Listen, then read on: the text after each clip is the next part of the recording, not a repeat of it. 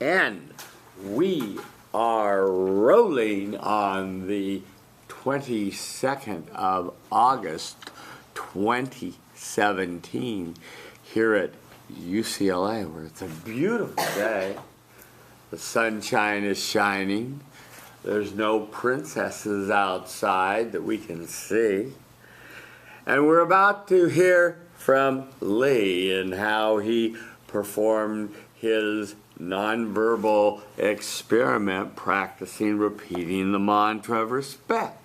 Lee stands in the power stance, feet slightly wider. Good, Lee. Lock your legs so you won't sway. He's managing attention. He's looking around the room, making sure all phones are away, computers are closed, all eyeballs are upon him. He looks around the room and says to himself from his heart, and really means it, I respect my audience. Find friendly eyes near the front and the center. Say your name. Feel the love. Start your speech, Lee. Hi, I'm Lee. Hi, Lee. Today I have only one story about my nonverbal respect experiment. Just one story.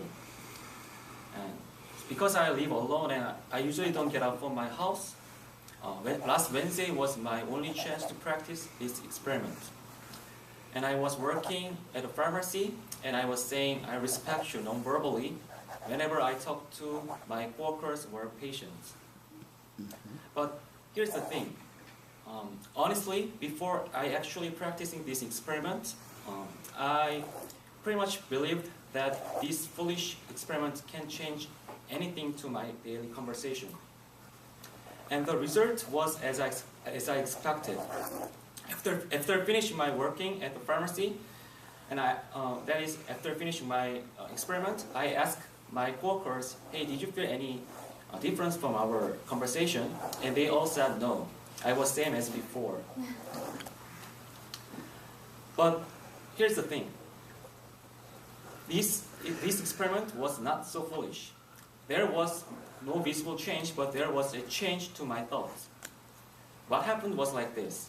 So I clearly told my patient, I respect you, non-verbally, and after that, what I was doing to them or saying to them was not so respectful. I realized that. So I was just saying hello or how can I help you in a very dry manner with a very low tone. I mean, it was very perfunctory. So I felt I was like kind of lying to them whenever I say I respect you. So in spite of my realization, I cannot make any difference to my usual communication style. That is I used to for more than 20 years. So I learned it is really hard to respect others who I don't know well. But I'm taking this class because this class is a requirement for pharmacy school. And that is, it is really important for pharmacists to respect their patients.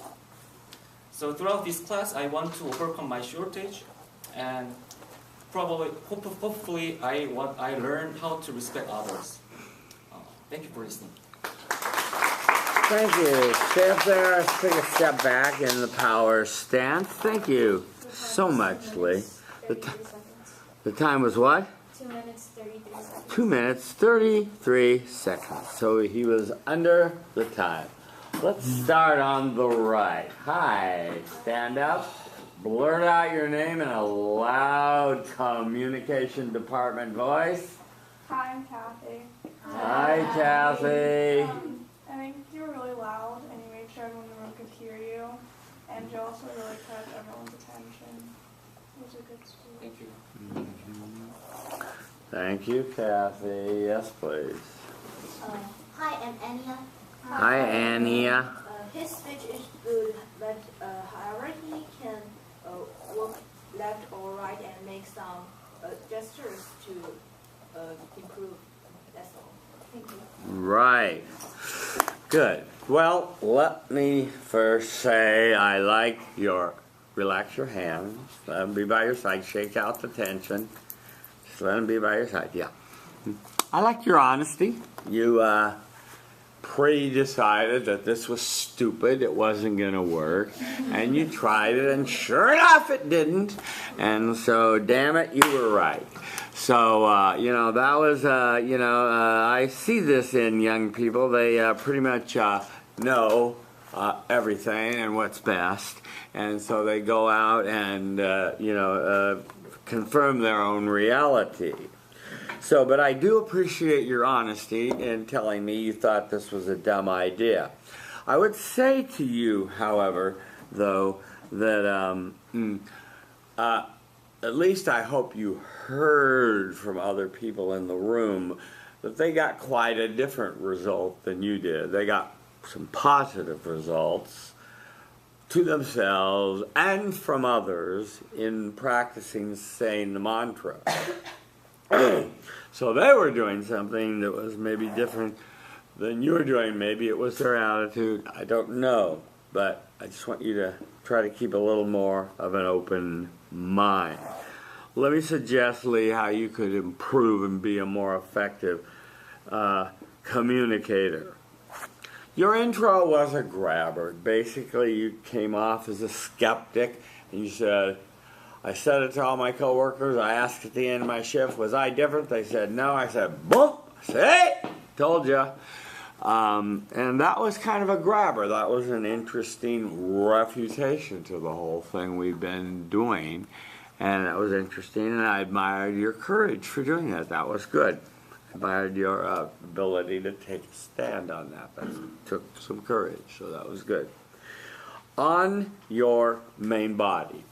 What we were after, Lee, and you always want to have this, is more of a narrative of telling your audience what you're going to do in your speech by giving them a preview, what we call a thesis preview, of what you're going to do, where you're going to go, and how it's going to end up, so they know. So you're going to say, I just have one story, and I'll tell you what I learned, and that's it. If that's what you're going to do. Whereas you saw other people say, I'm going to tell you about the good, the bad, the ugly, and what I learned. See? And then they stuck with that narrative. Okay.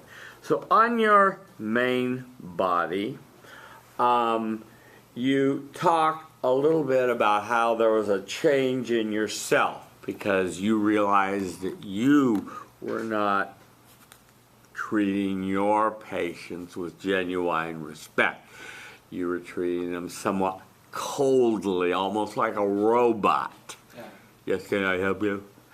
And that doesn't help people like pharmacists, And that's not going to help you be a successful pharmacist, which is why they want you to take a speech communication class so you'll learn something about what it means to be effective when you communicate.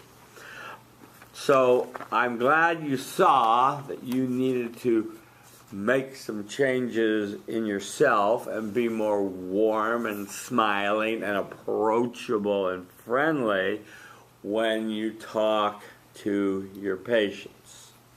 A couple of other things.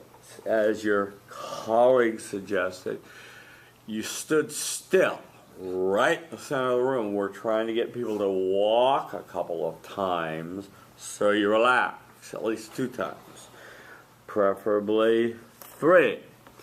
When you watch yourself tonight on YouTube, you're going to see that you held your hands, pretty much your gestures were confirmed to your lower body.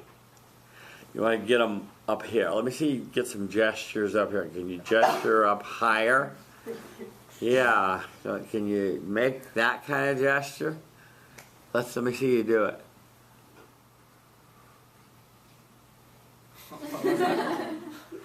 Okay, well, we got a ways to go, but you'll see what I mean. You just did your speech like this. Don't cross your hands. Keep them loose and open for yourself. And you said, what I learned is it's hard to respect somebody I don't know. And we've been over this. I've said, yes, it goes to this idea that, respect has to be earned, but you can respect everybody at first as just being a member of one of God's creation on earth until you have reason to not respect them. Your conclusion, you said, I'm taking this, you admitted, because I have to take it for pharmacy school, and pharmacists should respect their patient. So a little of this is sinking in, and I hope that your patients will sense from you that you respect them, because many pharmacists, like some doctors, have kind of a God complex. They don't want to take the time to explain how medicine works and take the time to explain things. They want to just say, go take your medicine and get out of my face. And that's not very helpful to patients. So, with those things in mind, you did a nice job, Lee. Thank you very much. Thank you for going first. Okay, next we will have whom? Hi, how many more? One more? Two more, okay. Jessica stands before us, managing attention, communicating respect non-verbally, making sure all phones are away. Yeah, let's close that evil door. Make sure that computers are closed, that all eyeballs are upon you. Finding friendly eyes near the front and the center. Say your name, feel the love. Start your speech. Hi, I'm Jessica. Hi, Jessica. So, two of the three feelings that most humans crave is the feeling of belonging and matter. And because even though we crave, we are reluctant to give these feelings. I admit I'm one of those people that, just goes about their day not really interacting with other people. So going through this experiment was a bit of a challenge for me at first. There was even a point where I didn't want to continue it. More on that later. Although I didn't want to go through this challenge, I did, and I was thoroughly surprised with the results. Throughout the 48 hours, I managed to experience the good, the bad, and unfortunately, the ugly. So starting with the good. Apart from being a full-time student, I am a part-time bank teller. So for my job, I am interacting with new people constantly. And what I learned from there, or what I noticed from there, was that most of the people that I was helping with during their transaction didn't even really look at me. So when people did, I did my best to repeat the mantra, say I respect you. And there was this one woman that came in. She came in all irritated, and she had a lot of transactions. I usually have these kinds of customers, and I'm usually patient with them. So I looked at her in the eye, and I repeated the mantra, and I started helping her with her transaction. During the transaction, I noticed that she started to calm down. She seemed more relaxed with me. And she actually opened up about me, and she told me a story about why her day was going so bad. Turns out that she had car problems, and she had to go pick up her kids. So I felt bad for her, but we were able to connect. She was able to see that I understood her. And that I respected her, and I wanted to give her the best service I could. Now, according to the bad. What was surprising about the bad was I didn't expect this group of people to be considered during the bad experience. It was the people that I'm close to, my friends, family. They seemed to think that I had a staring problem, that I started to be creepy. Apparently, I was not giving them the correct vibe. And it even turns out that one of my friends now thinks that I have a crush on him. Totally not the vibe I want to send out to them. Speaking of sending out the wrong vibes, my unfortunate ugly experience actually happened the Tuesday after the first class, about an hour. I take the bus home from school to here, and on the bus I decided to start the experiment. It was pretty fine at first. Most of the people didn't really look at me, but apparently one person did. And this person sat right next to me. And after a while, we were still driving, and I felt a tap on my shoulder. So I turned to look at him, and he said to me very clearly, "Are you coming home with me?" At that moment, I was stunned, and I immediately said no. I didn't know what to do, and it felt like forever for him. He was just staring at me. It felt like forever I was just sitting there. Eventually, he decided to stand up and walk back a few seats.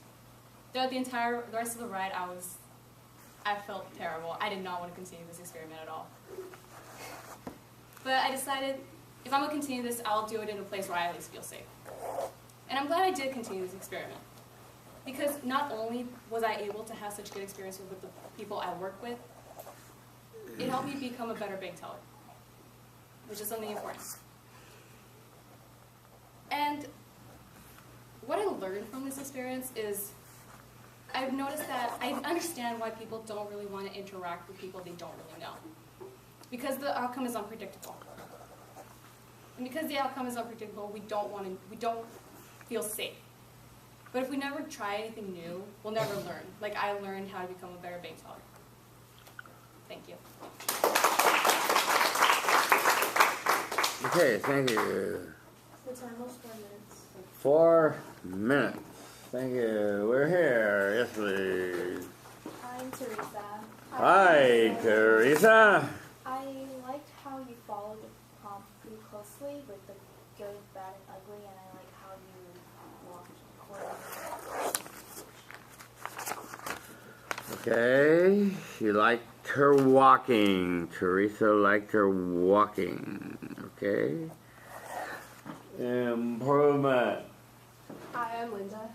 Hi, Linda. I thought maybe one improvement was like a better grabber, I guess at the beginning, and then you could like tie back to it at the end, so it would really like bookend your speech. Because I thought like the stories were really great, but a really good like beginning and ending would have made it. Right. That's good, Linda. It was a good speech. You're a very likable speaker. You have a natural fluency. And you did come over back a little bit more toward the center where the rope is hanging. Yeah, so I can get you in the center of the room. Yeah, good. You did the experiment in the spirit of trying to do it, and I appreciate that. And I can't say that everyone really gave it the old college try. Right? Okay, I've done it. Bye. But you really did, and I appreciate that. I think what Linda's getting at is you had all these observations. We have these human feelings. I didn't get in the habit. 48 hours, and then you went right to your thesis preview, the good, the bad, the ugly. And I don't know if that was a poem, a quote, a story, a joke, or a rhetorical question, or an arresting fact. I don't know what it was that was supposed to grab me, and I don't know what it was you were supposed to tie back to. You ended on, I'm a better bank teller, and that was sort of your ending. And I thought, well, you didn't start with, even in the beginning, with being a bank teller, so we didn't really have a come the full circle, which we want to do, Jessica, right? You understand that? Yeah, good. So, on your main body, you start, I want you, as I've said to others, with your voice, make your narrative more apparent to your audience with your voice. So today I'm going to tell you about the good, the bad, and the ugly. Emphasize it just as much as I just did. Okay? So on the good, tell us about it. And you talked about being a bank teller and the good story about the woman that had the bad day and her car broke down, but it ended up being pretty good. You could have a little transitional device that says, so that was the good, but there was also some bad. Stressing the bad with your voice. Now, let me talk about your walking and talking. You want to go 3, 5, 3 back to center. You went 3 over that way. You only went about 3, kind of a little bit to the left, and then kind of way over back. You can come really back to center for your finale. Okay, so work this side of the room. That's why you go 5. You're working and talking to them over here, glancing at them, and do it that way. Now, on your friends that thought you were being creepy, you'll need to adjust what you're doing. Maybe you were just being a more intent listener. Maybe you were staring at people. That is not the exercise. You look at somebody for no longer than 5 seconds, but just long enough to say, I respect you, and look away. While they're talking to you, you can say, I respect you, I can expect you, and make eye contact. Maybe they're not used to you making eye contact. Some people are afraid to make eye contact. I don't know what your history is. And as for the guy that thought you had a crush on him or thinks you have the screaming scorchies for him, we've seen this in this class, and I've told you I've seen it over the last 40 years, and I've concluded that some men are dogs, and they don't know how to interpret a simple smile or a simple matter of attention. So you have to be kind of careful. And there are nice ways to let people know, oh, gee, I'm really flattered, whatever, but let it go. But, the creepiness, the stalking thing, I think maybe you're looking or staring too long. And that's not the exercise to stare to communicate respect. Okay? On your third, the ugly, yes. Okay.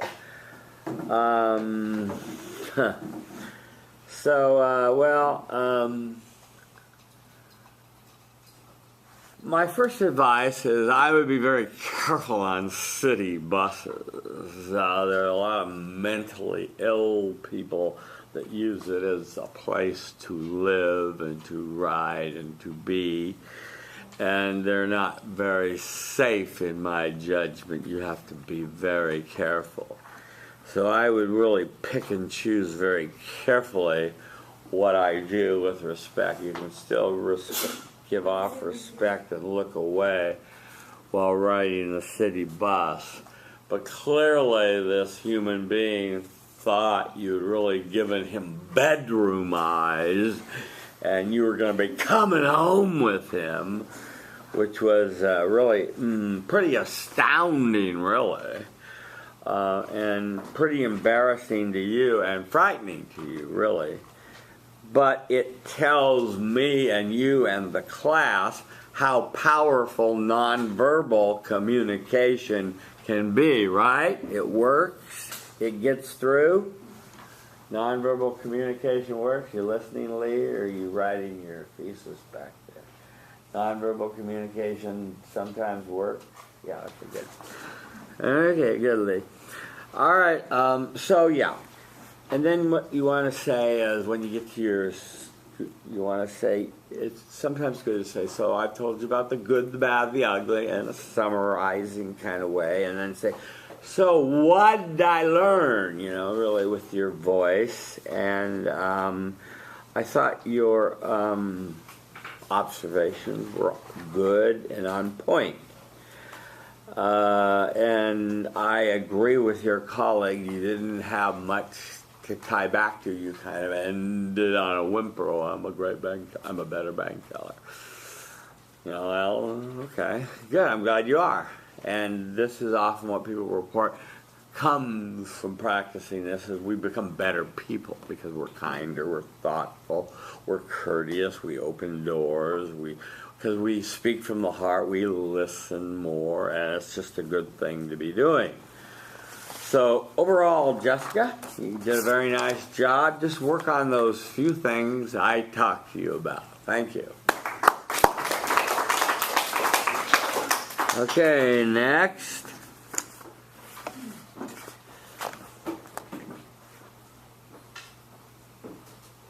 One left after this? Is that right? Yeah. Who's the last person? Did you do that on purpose? Yeah. Are you afraid of public speaking? Is that it? Or you're afraid of public speaking? Okay, well, Karen is in the power stance, a little bit wider. Yeah, good. Okay, perfect setup. She is communicating respect non-verbally, looking around the room, saying, I respect my audience. It really means it. Finding friendly eyes near the front and the center. Say your name, feel the love, and stretch your speech. Hello everybody, I'm Karen. Hi, Karen. So suppose you're on public transportation and the bus is full. However, this elderly woman walks into the bus. Do you get up and give up your spot, or do you look away hoping somebody else will give up theirs? So at this point, either you're looking down on your phone, or you're looking down on your phone, or you're hearing your mom in the back of your head saying, respect your elders. Well, what makes a person give up their seat, or why does one just sit down and look away the other way? So as I continued this mantra for 48 consecutive hours, I began to notice a pattern. And I experienced a good, a bad, and an ugly. So I'm going to be sharing those with you now. I'm going to be sharing the good with you now. So I was in line at Panda Express, and I was looking at the server, and she was doing her job, her routine. She was nothing new to her. And we made eye contact slightly, and I repeated, I respect you, and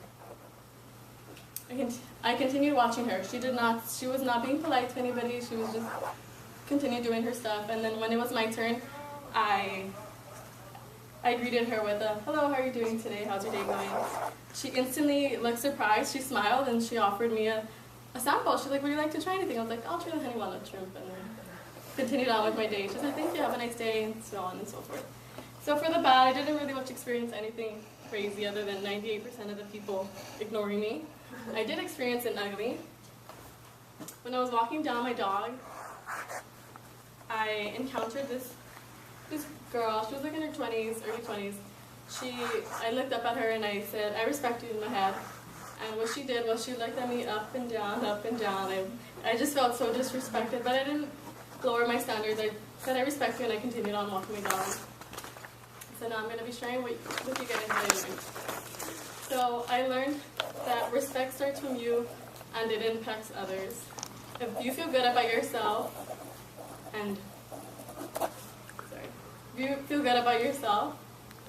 you will be able to transmit respect to others, and in return you will receive respect. So now I was the girl on the bus, and I looked at the lady. I said, I respect you. I got up and I gave up my seat. This guy saw what I had done, and he gave up his seat for me. He's like, here, I'm getting off in the next stop. Why don't you go ahead and take my seat? So the people who give up their seat are those who value respect, and are those who know that a simple gesture of respect can make you feel good and make the other person feel good as well. Thank you. Sure, thank you. 250. Thank you. All right, let's have some feedback for Karen. Who's next? Hi, I'm Lisa. Hi, Lisa. I thought your speech was really good and really realistic. And you called the pump well, and you did your movements like perfectly, so it was good. Thank you, Lisa. Improvement, please. Hi, I'm Ashley. Hi, Ashley. I love your speech. I thought you followed everything really well. If I were to say an improvement, I would just say trust yourself. Trust it. Like you had it all there. It was all there. All the components were there. And it just is a matter of trust. And so I think that comes to practice. Thank you. Okay, good. Yeah, thank you. Karen, did you see where you ended up for the final part of your speech? Yeah, I noticed after. Way over there on stage left, over by the podium. I mean, you want to end up in the power center of the room for your finale. Power center of the room is where you want to end up. It was a good speech, though. You did many things right, which I really admired, and I'm going to tell you about them now, as well as give you some suggestions for improvement, okay? Relax your hands and shake them out. Just get in the habit of let them be easy by your side. One thing I want you to notice that she did, and she did something very clever, was she created a tension that she let build up during her whole speech. She said, should I or shouldn't I give up my seat for an old lady on a bus? Should I or shouldn't I? She didn't tell us. And then at the very end, she released the tension. I gave up my seat. And then another fella gave up his seat for me. And so, the love multiplied, So that was a good use of a tie back that was even more creative and well done and well executed. So I really liked that. So that was good. Your thesis was fine, just a little more vocal, fun, okay? But you did have it. You did tell us that it was going to be the good, the bad, the ugly, and what you learned. So, you got it out there. So that was fine. On your main body, you told us first about the good. You told us about the story of the Panda Express. And you got a free sample. And that was good. So you needed to say, and that was the good. I had a transition between that, but it wasn't always good. There wasn't any bad. That's when you should have remembered to move to the little way to the left, and then come back to the center for the ugly. See, because you stayed there, and then you were really stuck. So, okay. On the ugly, I don't know, and I don't know what kind of dog it was. What was it, a pit bull or something? She didn't like what I was wearing. She just thought she had her dog for protection, and she looked you up and down like you were going to attack her or you were coming after her or something. So she wanted to know why you were looking at her or something. Huh? So maybe you looked a little too long. So just. I respect you and look away and look on, is maybe a little lesson from that.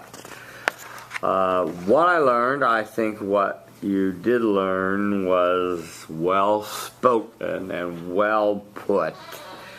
As for your summary conclusion and tie back, you went back to the elderly woman and talked about the fact that you did give up your seat. And you see, this is what I'm talking about. If you repeat the mantra often enough, you will do acts of kindness. You will listen better. You'll give up your seat. You'll open doors. You'll, just be a better pharmacist, maybe. Because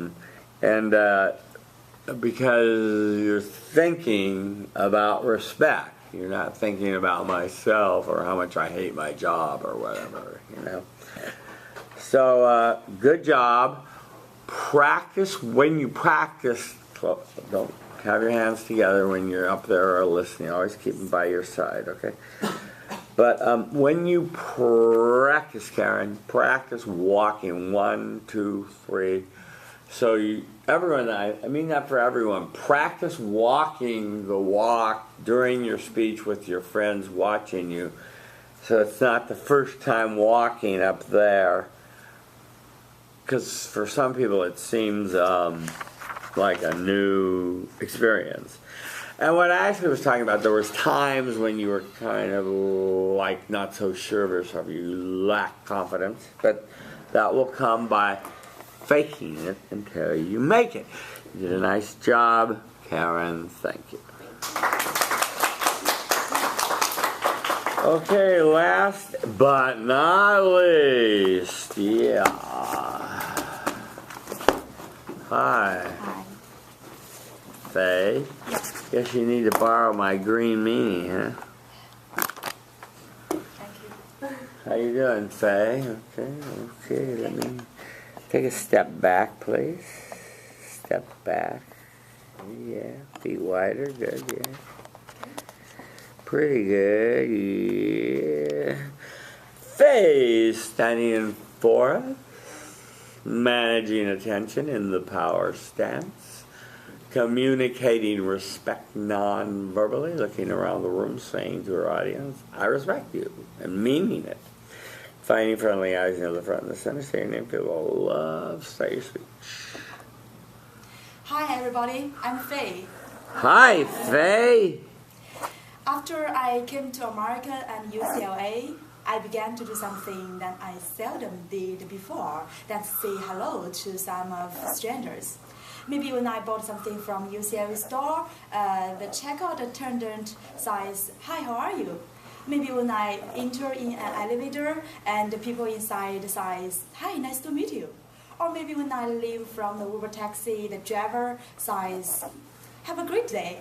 Yeah, although I learned about that from my textbook or by some other medium, I still felt very warm. And I think the good feeling of that means I am respected. Yes, respect. It's a very important thing, no matter in our work life or our daily life. But how to express respect without speaking? Yeah, from my experiment, after I finished it, I found something fun and funny thing I want to share with you. The good thing is when I show my respect to others, I always get the same feedback from others.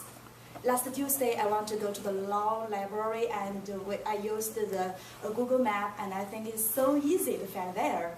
But in fact, when I was whirling around the building for turns, I still can't find the door. And under the blazing sun, I saw a graceful lady coming to me, and I want to ask her, and so I prepared a big smile and come to her. Hi, excuse me, I sighed. She gave me a smile and told me how to go after listening my question. Actually, it's not the first time I got help here, because I always lost myself in UCLA or Los Angeles. And I found that every time when I look at somebody and smile, not exceeding 3 seconds, people will understand that I want to talk something and prepare to respond. Of course, the response is not always enthusiastic and positive. Sometimes we are ignored by others. And so, do you remember the people wandering at the door of UCLA store with a registration form, a donation registration form? And how you react when he say hello to you and reach out his hand? Take me example. In the past, I always ignored and left quickly if I didn't bring money or didn't want to donate. But this time, I remembered I should respect others, although I have to refuse him. So I shook his hand and said, sorry, but have a good day. And she said, she gave me a smile and said, it's fine, maybe next time. And you know, maybe next time I still wouldn't give him my money. Yeah, because there's so many things we can't always say yes in our daily life, right? But the problem is when we say no to others, how we to show our respect? And I'm so happy that this time I changed. And I know ignoring is a lack of respect to others. Yeah. And from this experiment, I found we should respect others and we should respect ourselves. Respect others, it means we should have a good attitude and be polite to others, no matter strangers, parents, students, or others else. And respect ourselves, it means we should, when we give some different advice to others, we can use would you like instead of you should. And in the end of my speech, I found when we go into the public with enthusiastic and initiative communication, we are sending a sincere signal to others, and people surrounding us prefer to react to us. And as for me, I think heart of good intentions, that's respect. And I respect you all, and I'm really proud to be respected by you all. Thank you. Thank you. Okay, next, what'd you like? The time was Time was 4:48. 4:48? Yeah. Oh my God. Sorry. Next. Hi, Judy. Hi, Judy. I think she's really confident and she's really passionate about her speech, and I like how she makes eye contact with everyone, and she actually stares at me for like, not stares, but like, she made eye contact with me for like 5 seconds. That's really good. And she did the walk. Yeah. I really like this. Thank you. Improvement. I really liked your speech. Name. Oh, sorry. I'm Michelle. Hi, Michelle. I really tried hard to find out some improvement about you, but I think maybe at some point you might hesitate what you need to continue to say, and sometimes you make sound like and it's like shows that you are thinking about that. Maybe next time you can prevent this kind of sound like and make your speech more natural. Thank you. Okay. That's not a bad idea. You will see it tonight on YouTube. Well, Faye, let me start with the positive. You're very confident. I loved your walk. I loved your voice. You strolled over there, you strolled over there, and you strolled back to the middle. There was no hesitation where you were going. You went there, you went there, you went back to center. You knew where you had to be. You went there and you stood and delivered. Excellent. So I like that. And secondly, I like the way you made an attempt to make eye contact with everyone for 3 to 5 seconds. So you really tried to connect with your audience, which is difficult because you're speaking in a second language and you're trying to remember the words and trying to get it right and speak extemporaneously. So it's a bit tricky. You started with an introduction, which was, interesting. You told us that you discovered this friendliness in America about this smiling and the Uber driver and all this stuff. And, you told us of all these examples where you verbally were respectful. But then you pose the dilemma, well, how do I do this non-verbally? And yes, therein lies the rub, isn't it? And that's where you come about repeating the mantra silently. See? As many times as you can. So, on your middle, on your first, I would have liked to have had just a little bit better narrative of preview of where you were going to go and what you were going to do, and then as you were doing it, what you were doing. You told us about getting lost at the law school, and that was a beautiful story in and of itself. And you talked about the importance of smiling and that sort of thing, and so I'm assuming that was good, right? Yeah. And then you went on, and then you could say, but it wasn't always good. There were some bad, and Then you talked a little bit about people on Bruin Walk asking you for moolah, money. Give me all your money. Everyone wants your money. Yes. That seems to be what's happening down there. You quickly realize you would have no money left if you gave them all your money. So you quickly realize that's not going to happen.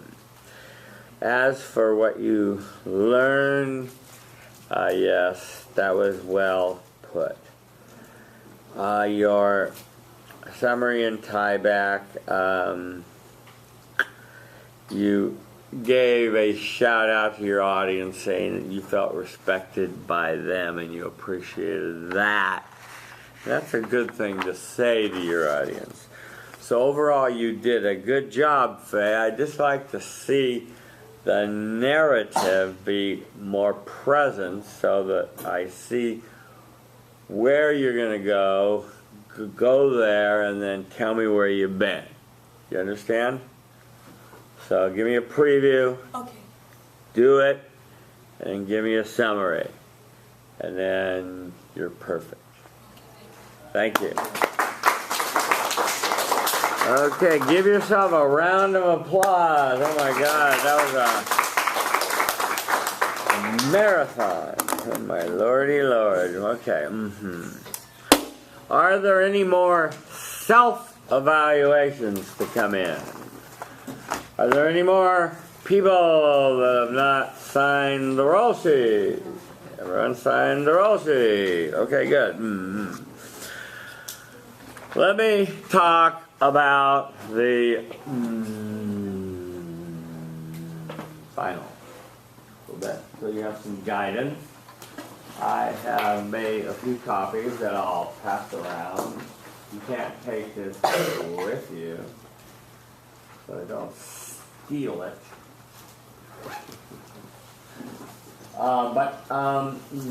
Let me quickly give you a preview of what I'm looking for each question and overview, and then you can see the way this young lady followed the prompt that I gave her.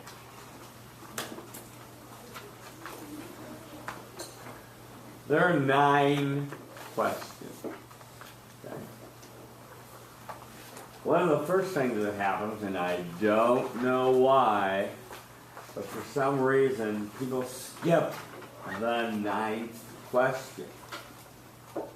Don't skip the 9th question, folks. That's, like almost 10% of your grade that you're going to get an F on.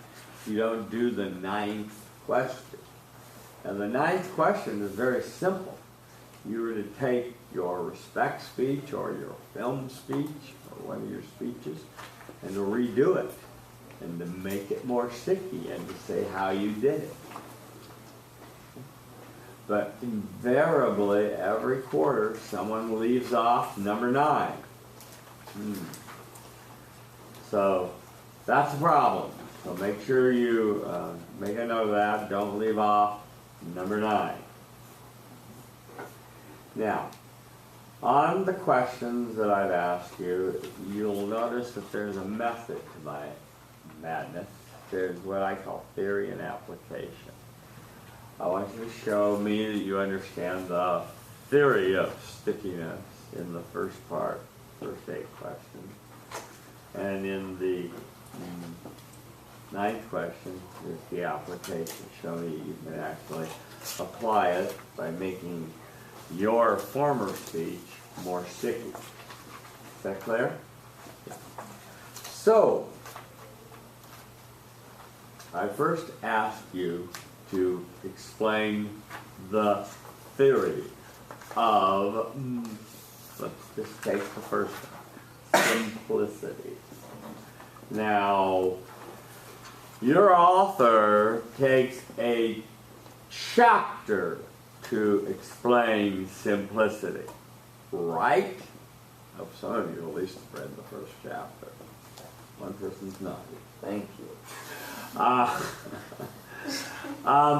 Yeah. So, what I'm looking at is it usually takes from usually from 1 to 3 paragraphs to explain the concept that I'm asking you to enumerate. So first thing you do is explain the concept in 1 to 3 paragraphs, followed by I ask for 2, count them 2, not 1, 2 examples for each question. And the examples can be from the book, or they can be from your own life.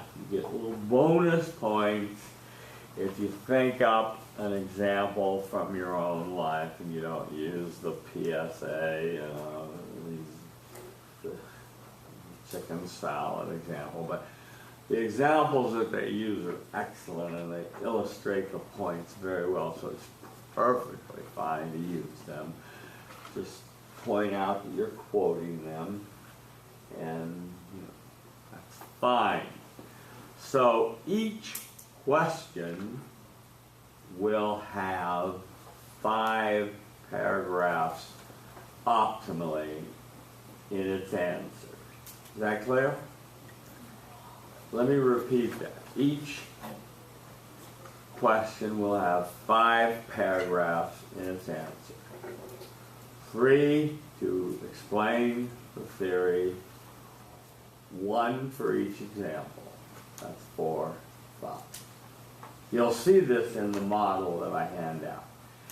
Now, next thing I ask you to do, and I did this in the, made this very explicit and clear, please do not print on the back side of a page.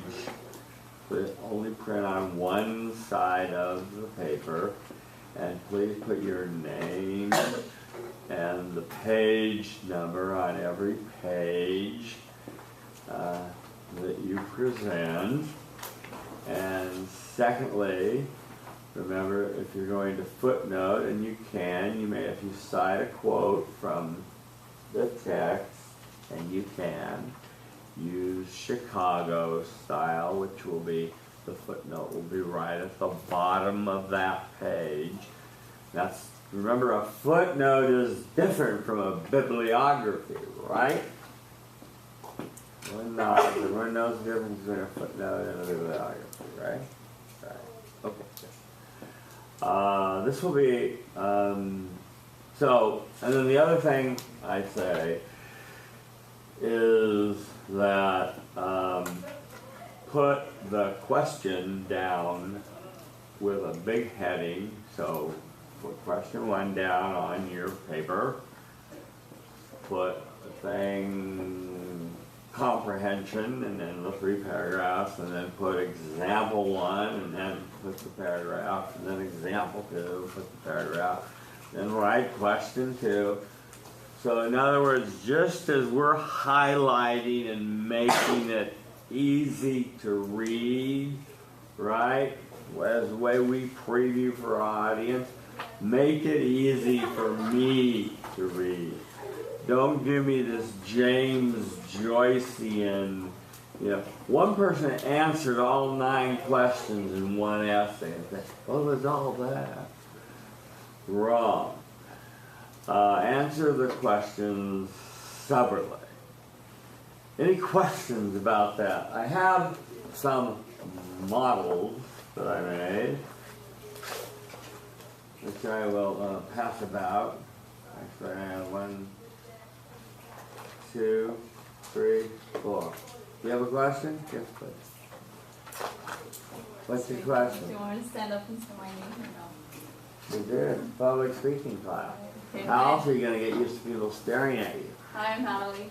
Hi, Natalie. So I just wanted to clarify, if we cited Chicago style and we put a footnote, we do not need a bibliography, correct?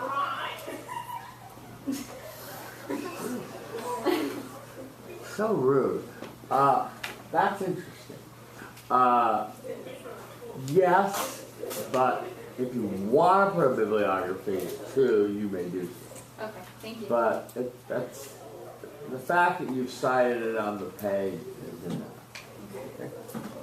All right, so let me pass one this way. Unfortunately, the stables came out of this, so try to keep it together. Yeah, tell them. Hey, there's a class going on in here. Thank you. Keep it down. Thank you. Good. What they say? Nothing. You should have been ruder. I think it's taken care of. Yeah, silent. Silent. Okay, here's another one. I'll pass that one this way. I guess I only have two.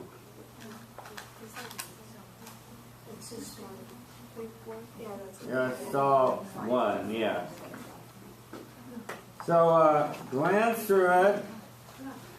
So you write the question, you write the explanation, 3 paragraphs. You put example 1, example 2. Write second question, explanation, example 1, example 2, 3, explanation, example 3 paragraphs, example 1, example 2. It's a piece of cake, right? All I ask is that it be very well organized and footnoted, so when I try to crawl through 4,000 pieces of paper to read these things, I don't climb a wall. Okay? Yeah. Got it? So that's that. All right, now. So were there any questions before I show you another example of the film speech you had in putting together your film speech? For those of you that may not recall, let me give you a little quiz. What's the purpose of this speech? What is the purpose?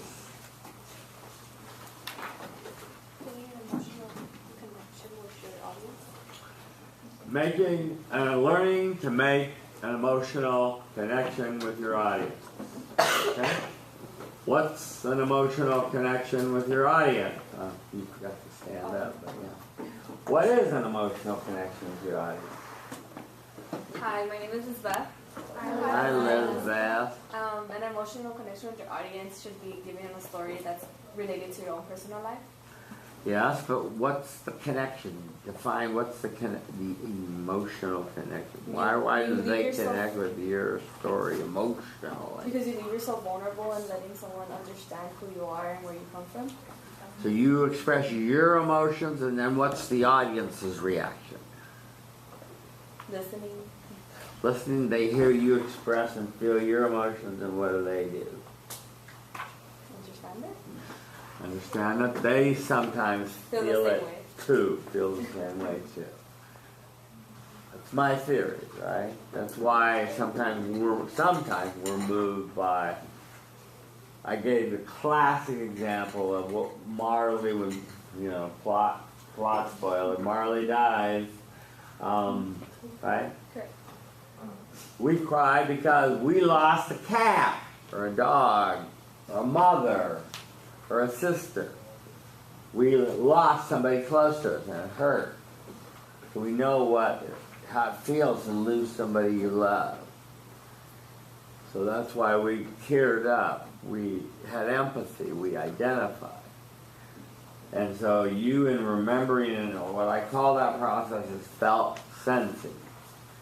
And so this requires you to be brutally honest and to share real live emotions and real important stories that happen to you, and that you can feel the emotions of the stories that are being told, and then your audience will feel them too.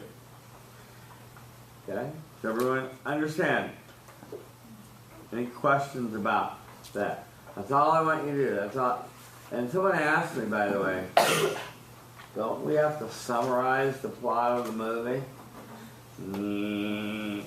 No. It's absolutely irrelevant to this film speech. I don't care what the movie is about. You give a 1 or 2 plot mention, Marley died. Remind me of when my cat died. And you go into it, right? We don't need to know Marley was Tom Hanks and they went out on the ocean. Don't need that. Okay? So I'm going to show you one more model. Someone that was supposed to be the TA this summer, but I don't know if she's going to make it or not. She's from India, but she's a very fine speaker. Yeah. And you can see this, by the way, if you want to watch this. You can watch this again on YouTube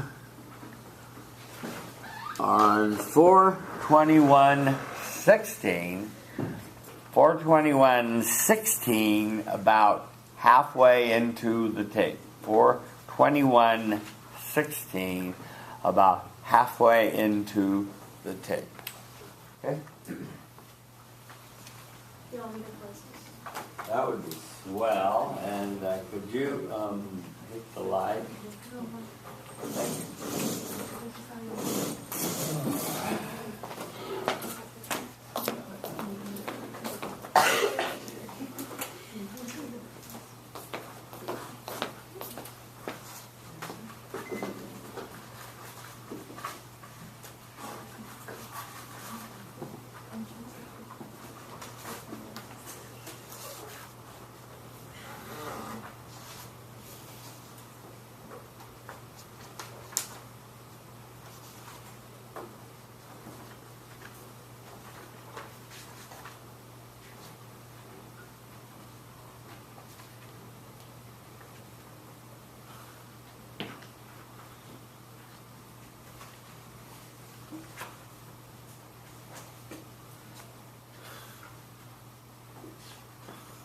Hey, everyone ready?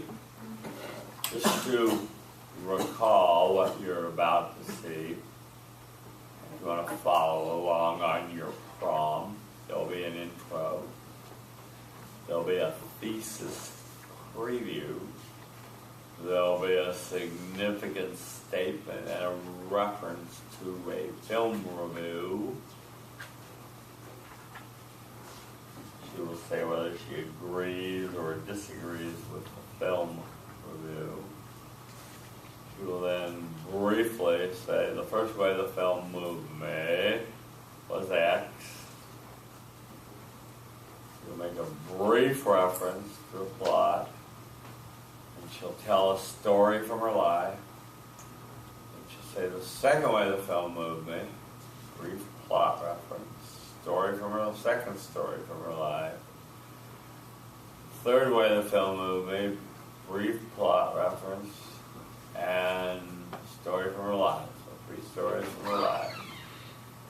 She'll summarize, conclude, and tie back to her beginning, how she started. So it's the same 7-part outline that we're working on and learning to use with the introductory speech that you're working on to introduce your study. Is everyone ready? Let's see if you can follow the parts along the yellow brick road. Reliving our emotions and connecting, and I think you did that nicely, so thank you.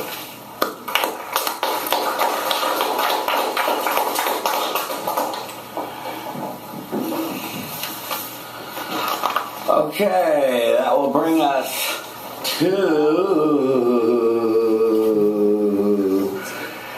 Dimitri. No Dimitri. The big 0. Okay, that will bring us to Insia.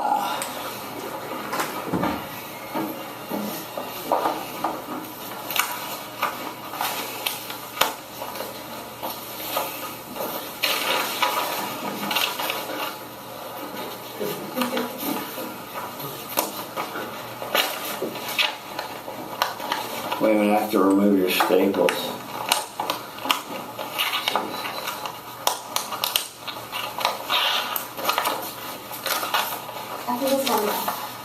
know.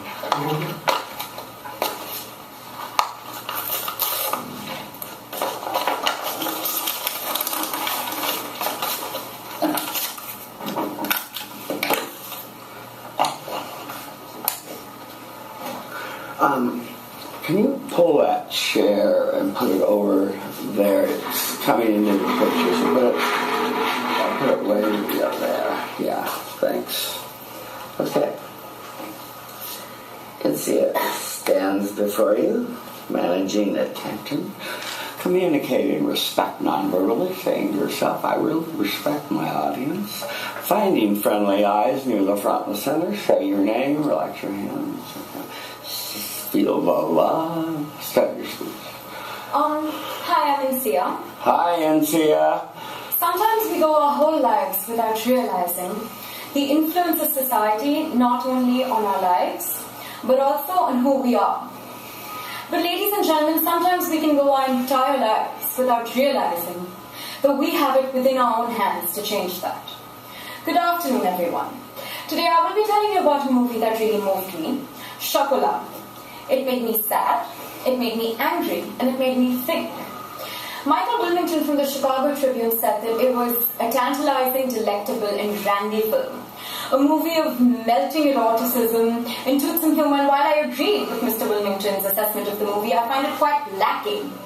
In that, the movie is much, much more than that. It is rather like a social commentary.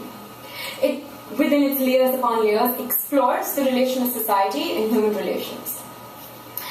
The reason that this movie made me sad was because there was this one woman in the movie who was sexually, physically, and emotionally abused by her husband, and she could never leave him. My aunt, my mother's sister, has for over 25 years gone through a very similar thing. She married her childhood sweetheart and ran away to marry him. But it was not long before he started abusing her. Emotionally, physically, sexually, just like the character in the movie. It's been 25 years and she has had 3 kids with him, and she has still not left him. And when we ask her why, she says, well, I wouldn't know what I would do with my life, I wouldn't know who I would be, and I wouldn't know where I would go if I were to leave him, and that inherently makes him really, really sad. The second way in which the movie moved me was that it made me angry. It made me angry because the mayor of this little French town used religion to manipulate the townsfolk into buying into his narrative of how he believes the world is supposed to be. And this made me angry because in the subsect of Islam that we follow, something very similar happens. We have this thing called zakat, where 15% of your income needs to be given to the religious leaders, and it goes towards a charitable cause. However, what I found out very recently, and what still a lot of people do not know, is that a huge amount of that income goes to fund the rather extravagant lives of these religious leaders, and to manipulate and use faith of a person to your own benefit is inherently very, very angry. The third way in which the movie moved me was that it made me think. Johnny Depp, the rather good-looking character of the movie, is a wanderer who comes into this French town, and wanderers at that time are not considered equal in the society living in that town. He goes to a local cafe and asks for some soda water and is refused service. So he looks to the owner of the cafe and says, I am only looking for some soda water for this little girl. And the manager looks straight into the big eyes of this little girl and says, we don't serve to animals. And this really made me think, because something very similar had happened when me and my family had gone to this rather swanky restaurant for dinner, and we had our maid and her younger daughter accompany us. My maid and her younger daughter were mistreated by the waiters and the staff at the restaurant. And that got me thinking. It got me to think about how society creates these hierarchies. And it creates this strata, and whenever we consider somebody to be below us in that strata, we find it very easy to mistreat them. I have grown up being told that treat others how you would want to be treated. But the way that society structures our lives, it becomes very easy to mistreat other people. There should be no doubt in this room that Ucla made me sad, it made me angry, and it made me think.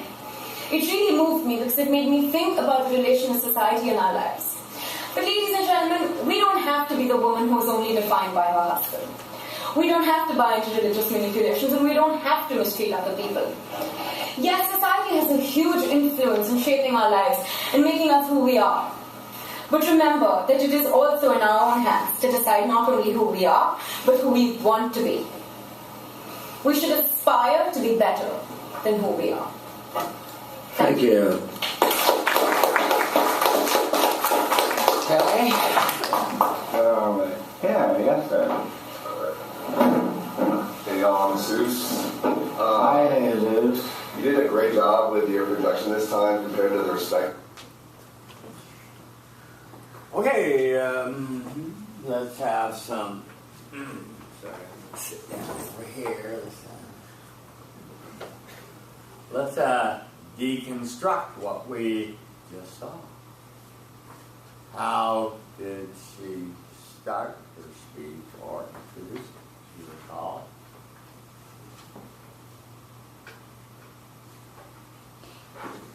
Hi, I'm Ashley. Hi, Ashley. I mean, I think it's pretty clear she did an amazing job. I have a question about her introduction. Yeah. I did not hear a story, a rhetorical, a poem, a quote, a joke, or I heard nothing of that sort. I heard more of a pontificating, like, suppose, or, I mean, I guess it's sort of rhetorical, but to me, that could have been a little bit, it was like observational. Yeah. Do you agree? Or I do, yeah. Okay. Yeah. Okay. Okay, as long as I just got that, then I I get it. But I like, I mean, I love her. I know. I want to be her. Yeah. She was worried about overcoming the whole piece inside of it by being too dramatic in the beginning, so she wanted to kind of ease into the piece. But yeah, you're right. It wasn't any of the ones that I told her to use as a way of grabbing her starting out the speech. I had the same problem. That's why I noticed it. Yeah. Okay. Thesis preview. Was it clear? Absolutely. You knew she was going to share a film. What was it? Remember the name of the film? Chocolat. And it moved her 3 ways. Remember the 3 ways? Maybe sad. Sad, angry, and what else? Think, yeah. And her significance statement. What did you notice about that? Let's hear from some new people who have been silent. I haven't heard from you today in class, have I? You spoken in class today? Me? Yeah. No. Stand up. This is a communication class. Hello, I'm Karen. Hi, Karen. Hi, Karen. We're talking about the thesis? No. No zoning out, Karen. Talking about the significance statement. She started talking about society. No? Nope. Nope. About like the structure and how. To share. Yeah. Someone help Karen out. I thought that was really, she went really deep. Like, I thought she used a lot of intense language. Uh-huh. I thought her, and that's why it's probably hard to remember, honestly. Like, you don't write it down. Well, I want to remember one thing in particular that happened in the significance statement. That it was quite lacking in Like she criticized the review of a movie. Thank you. Oh, I want you to notice that's where she put the film reviewer, which she excerpted one sentence of, and then went on to criticize him. Right? So I want to stress this. You need to either agree or disagree with your reviewer. I don't care which, but I want you to take a position on your reviewer, and I want you to notice that your review quote should be one, no more than 2 sentences. I don't want a paragraph in there. You can't remember it. It breaks the flow of the speech, etc. Pauline Kael said that the Titanic was the worst film ever written. I disagree. Something like that. Okay? That's how it would sound. So she had some other things to say why I was significant, but what I really wanted you to notice was that she did have her quote in the significant statement along with her disagreement. Okay, any comments else about the significant statement? Okay, let's go to the main body. What was the first way the film moved her? Made her sad, mad, yeah, sad, And she told a brief rendition of something that happened in the movie. Doesn't matter, it was very short. And what was her, the important thing was, what was her story? Who else hasn't spoken yet today? Oh, you haven't spoken yet, good. Hi, I'm Jessica. Hi, Jessica. Her story, she related it to her aunt and how she was being abused by her husband, but she's still with him and nobody really understands why. So that made her very sad because she thinks that she's so reliant on her husband and she only has her identity due to her husband. Yeah, and I told Insia afterwards that I felt that she did a beautiful job of presenting just an incredibly awful situation of her aunt being psychologically and sexually abused by her husband in India. And but that she needed to just give herself a sentence or two more on her own reaction and to feel it, to do more of her felt sensing, and not leave it so much up to the audience to feel, oh my God, that's an awful situation. I know why she's mad. She needed to felt sense it a little bit more. Y'all understand what I'm saying? Y'all with me? Okay, good. And what was her second way that the film moved? Let's go over here. You've spoken in class already. Let's go over to the far row. Have you spoken in class today? Hi, my name is Anne. Hi, Anne. Hey. So, a lot of it. I like her like passion, her emotion. Yeah, well, answer my question. What was the second way the film moved her? Do you know? No, I don't remember. Okay, can you help Eng? Don't help her? Made her angry. What story made her angry? The donations that were being done at the church. Right. And there was this little story in the movie about some people misusing funds. And she talked about the religious order in her town, the Hindu hierarchy were caught living high on the hog, misusing funds. And she said, this is really bad, this is wrong. They shouldn't be taking money from the poor and living so well. It's an old story. Happens in every religion, I would generalize. Right? We've seen it a lot in every religion, sadly enough. But that was her second story. Same criticism I had for Insia. She could have expanded a little bit more on why it made her so mad and felt sensed a little bit more. Okay? Thank you. You may be seated. Yeah. Did you want to make an additional comment? No. Okay, thank you. The young lady behind you, have you spoken in class today? Yeah, I have. Oh, you have? Okay. Yeah. Hi, I'm Annie. Hi. Are there new questions? What was the third way the film moved her? The film made her to think. Yeah, think. Yeah. Think. What did she think about?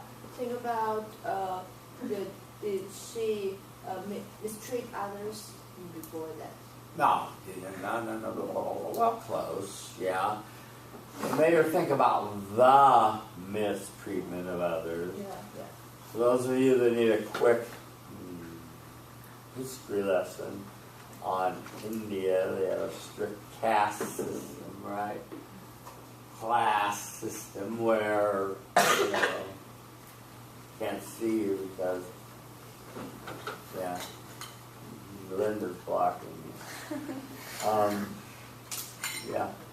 But they brought their maids and their servants, imagine the nerve of them, with them to dinner for a very nice restaurant. And the restaurateurs were very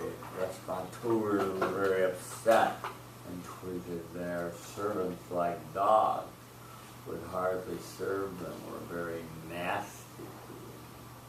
And she was very upset and sad about this. She didn't think it was correct or right. It made her think about all the hierarchical things that go on in society and how wrong they are. So what happened next? She summarized 2 ways the film opened her. She concluded, and then she tied back to her beginning. Okay? Question, yes, please. Hi, my name is Lisbeth. Hi, Lizbeth. I'm wondering, did she exceed the time, or was she right on the 4 minutes? I have a timer tonight when you watch her again. Okay. How long? What? How long did it speak? 4 minutes. 4 minutes. Yeah. Okay, now it's time for some of you to try out. Let's see how much time we have. We have time for a couple of film speeches. Yeah. I see a hand in the rear. Yeah, stand up, say your name. Hi, I'm Jessica. Hi, Jessica. The things that are going around, they never came back here. So you're still fighting. You're upset by that. Yeah.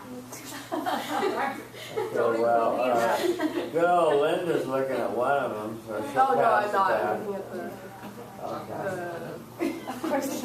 We'll get it to you there, Jessica. Thank you. Not leaving you out. Linda? Hi, I'm Linda. Hi, Linda. The syllabus actually says 5 minutes. 5 minutes for the film speech? Yeah. For today's film speech? Yeah, it says 5 minutes of mine. And then all Okay, speeches well, are... you're going to hold me to it. The reason we were saying 4, and that's a mistake, is because we don't have enough time to do a 5-minute speech. But, if you want to hold me to 5, you can go 5, but I'm free if you only do them in 4. But, yeah. The syllabus really say 5, not 4. Okay, I stand corrected. I think it's like, it says 4. Did you? It says 4 where? It says 4 points, but I'm not sure what that refers. Like, you deduct 4 points if it's over. So I think maybe there is. Yeah, that's a mistake. Thank you for pointing that out. All right, do we have a volunteer? I'm very generous with volunteers to go over. Oh, look at this. Look at this. Let's hear it for Linda.